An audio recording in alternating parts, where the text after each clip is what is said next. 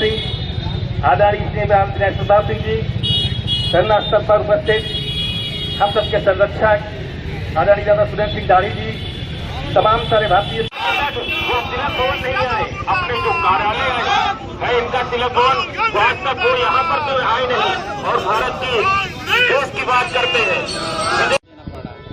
देखिए, ये रायबरेली का दुर्भाग्य है कि कई दलों की बैसाखी पर जीते हुए अयोग्य, संस्कारहीन, बुद्धिहीन, जाति विहीन, धर्म विहीन एक ऐसा व्यक्ति सांसद हो गया जो संसद में जा करके संसद की गरिमा को घटा रहा है। उनके पास दुनिया की सब बातें करने की फुर्सत है। चाइना की बात करेंगे, बांग्लादेश की बात करेंगे, पाकिस्तान की बात करेंगे, जंतर मंतर की बात करेंगे, लेकिन जिन लोगों ने वोट दे करके उनको एमपी बनाया उनकी बात कभी नहीं करते हैं पार्लियामेंट में जाकर के। जबकि वो चुने जाते हैं तो रायबरेली के लोगों की सेवा के लिए रायबरेली के लोगों ने वोट दिया है, लेकिन वो कभी वोट नहीं देते, वोट का सम्मान नहीं करते जिन लोगों ने उनको वोट दिया है। मुझे दुख है कि उन्होंने देश के गृह मंत्री जी का इस्तीफा मांगा है। तो मैं पूछना चाहता हूं कि जब एक उंगली किसी की ओर उठती है तो दो उंगलियां अपनी ओर भी उठ जाती हैं।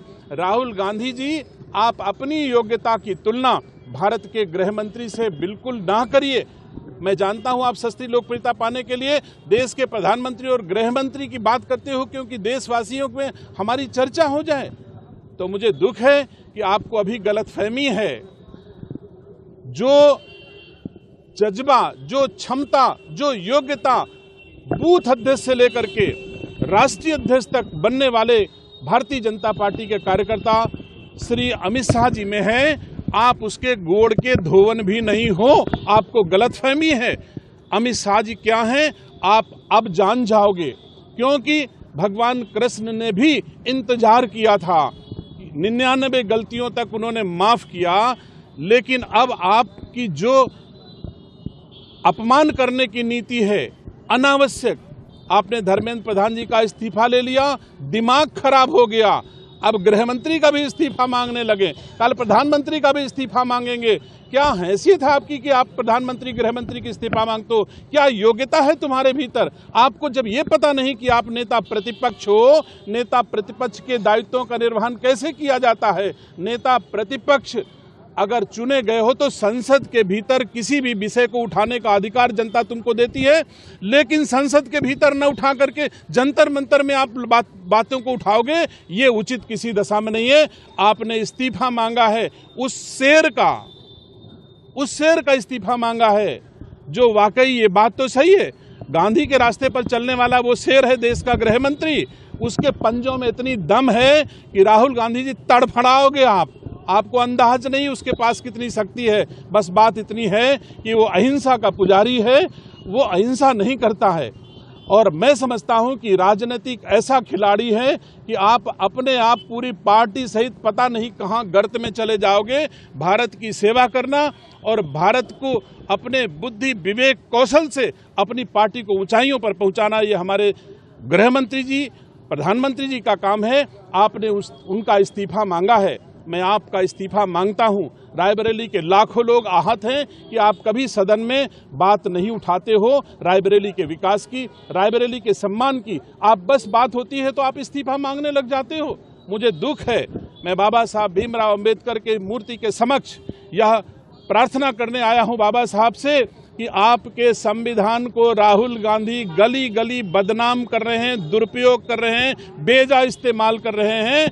आप उनको सद्बुद्धि दो, ऐसे नकारे व्यक्तित्व को जो संविधान की कसम भी खाता है और संविधान को गली गली लज्जित कराता है, अपमानित कराता है, जिसको संविधान के बारे में जानकारी नहीं है, संविधान में प्रदत्त नेता प्रतिपक्ष के क्या अधिकार होते हैं इसकी जानकारी नहीं है, तो ऐसे नेता प्रतिपक्ष को भारत की जनता दोबारा नेता प्रतिपक्ष होने का भी अवसर नहीं देगी। यह पाप उत्तरोत्तर कर रहे हैं, भारतीय संस्कार संस्कृति को लज्जित कर रहे हैं, भारतीय संस्कार संस्कृति को अपमानित कर रहे हैं। उन्हें खुद तो पता नहीं वो किस धर्म के अनुयायी हैं, लेकिन हमारे धर्म के लोगों को अपमानित कराते हैं, हमारे धर्म के लोगों को लज्जित होना पड़ता है। तो ना जाति का पता है, ना धर्म का पता है, ना संस्कृति का पता है, ना संस्कार का पता है, और सूरज को दीपक दिखाएंगे, अमित शाह का इस्तीफा मांगेंगे, ये किसी भी दशा में उत्तर प्रदेश की जनता, रायबरेली की जनता, भारत की जनता बर्दाश्त नहीं करेगी। और अगर आपने इस्तीफा मांगा है तो रायबरेली तुमको घुसने नहीं देगी। इस्तीफा तो छोड़ दीजिए।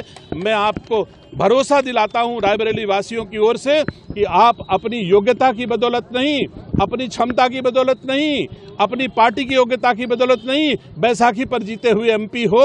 रायबरेली के लोग अच्छी तरह जानते हैं और भविष्य में यह अवसर आपको नहीं मिलेगा। में सबसे अधिक चुनाव को हारा गया है ऐसे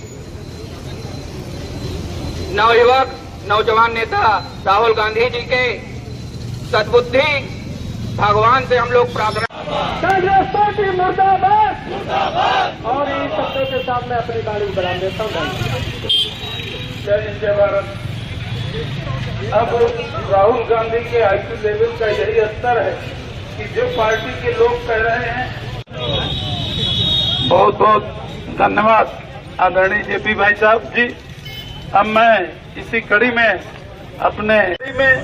मैं अपने छतौर के ब्लॉक प्रमुख आदरणीय विशाल जी को आमंत्रित करता हूं कि हमें छात्र हित की बात ना करके, छात्रों को भी गुमराह करके, एक केवल वह प्रोटेस्ट के नाम पर भारत देश के नागरिकों का अपमान करने का कार्य कर रही है, गुमराह करने का कार्य कर रही है। और छात्र उसके प्रमुख जिनको पद्मश्री द्वारा दिया गया है, उनको अपमानित करते हुए उनको कहा कि वो गोमूत्र स्पर्श हैं। इस तरह के किसी भी बड़े नेता हो या महापुरुष हो, चाहे गौ माता हो, चाहे भारत माता हो या भारत का संविधान हो, सबका अपमान करने का कार्य